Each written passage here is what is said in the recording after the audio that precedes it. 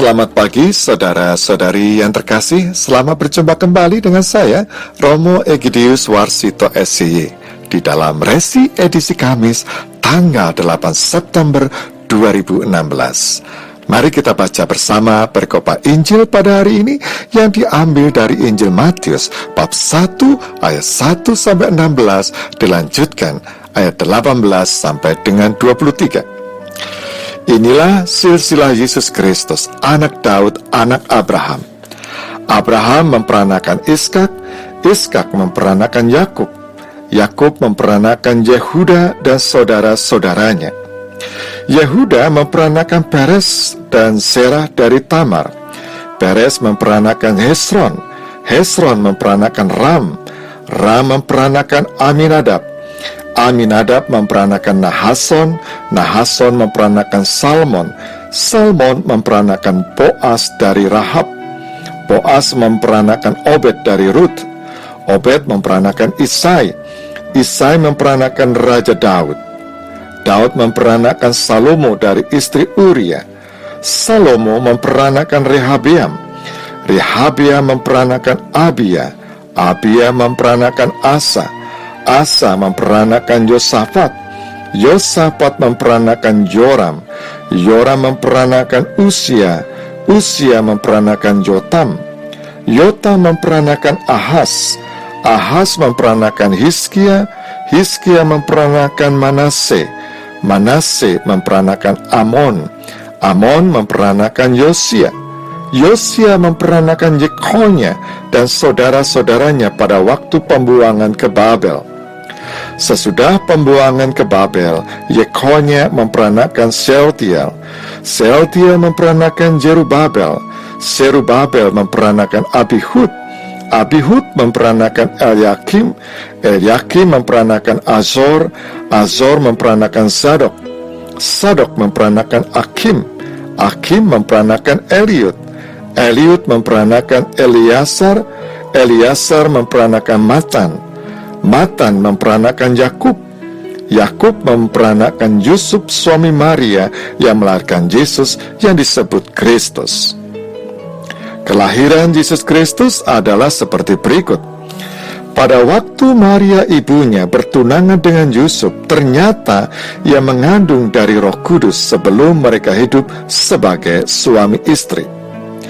Karena Yusuf suaminya seorang yang tulus hati dan tidak mencemarkan nama istrinya di muka umum, ia bermaksud menceraikannya dengan diam-diam. Tetapi ketika ia mempertimbangkan maksud itu, malaikat Tuhan nampak kepadanya dalam mimpi dan berkata, "Yusuf anak Daud, janganlah engkau takut mengambil Maria sebagai istrimu, sebab anak yang di dalam kandungannya adalah dari Roh Kudus. Ia akan melahirkan anak laki-laki dan engkau akan menamakan dia Yesus, karena dialah yang akan menyelamatkan umatnya dari dosa mereka." Hal itu terjadi supaya genaplah yang difirmankan Tuhan oleh Nabi, "Sesungguhnya anak darah itu akan mengandung dan melahirkan seorang anak laki-laki, dan mereka akan menamakan dia Immanuel, yang berarti Allah menyertai kita." Demikianlah sabda Tuhan. Saudara-saudari yang terkasih, hari ini Gereja Katolik merayakan Hari Raya Kelahiran Bunda Maria. Walaupun harus diakui bahwa gereja tidak mengetahui secara pasti kapan tanggal kelahiran Bunda Maria. Akan tetapi, yang jelas dengan perayaan kelahiran ini, gereja hendak memberikan penghormatan dan rasa syukur kita kepada Bunda Maria di dalam keterlibatannya yang aktif untuk menghadirkan Yesus, Sang Juru Selamat, Immanuel, Allah beserta kita. Jika kita harus memilih pesan yang diambil dari Injil atau bagian dari Alkitab untuk didedikasikan kepada seseorang yang merayakan ulang tahunnya, kita pasti akan mencarikan sebuah pesan yang bijaksana atau sebuah doa yang isinya mohon berkah dari Tuhan dan sebagainya. Akan tetapi bacaan Injil yang dipilih pada perayaan ulang tahun Bunda Maria pada hari ini, yaitu diambil dari Injil Matius, justru berbicara tentang Yosef yang ingin menceraikan istrinya, menceraikan Maria, sehingga malaikat harus turun tangan untuk menggagalkan rencana Yosef ini. Dan bahkan kalau kita perhatikan dengan seksama perkopa yang baru saja kita baca tadi, terdengar terlalu manusiawi, bahkan agak terlalu profan kesannya.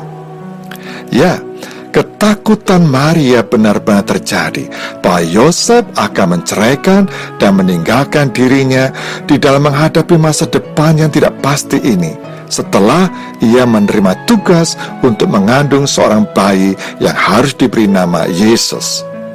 Akan tetapi, kemanusiaan rasa takut Maria dan Yosef yang nampak di dalam perikop hari ini hendak menunjukkan kepada kita bahwa mereka juga harus menghadapi ketakutan dan kekhawatiran akan masa depan dan keselamatan manakala mereka melakukan kehendak Allah. Bahkan rasa takut ini memiliki kemampuan atau potensi yang dapat melumpuhkan kita untuk memuliakan dan melakukan kehendak Allah. Saudara-saudari yang terkasih, di dalam peristiwa Maria menerima kabar gembira dari malaikat Allah, Tuhan berkata kepada Maria, "Janganlah takut." Dan dalam bagian perikop hari ini, Tuhan berkata hal yang sama kepada Yosef, "Janganlah takut." Tuhan yang sama yang berbicara janganlah takut kepada Maria dan Yosef juga berkata kepada kita yang hidup di zaman sekarang ini. Kita diajak untuk tidak takut hidup sebagai seorang murid Yesus, walaupun orang-orang di sekitar kita mungkin akan mencibir, menolak, membenci, menindas, bahkan membunuh kita sekalipun.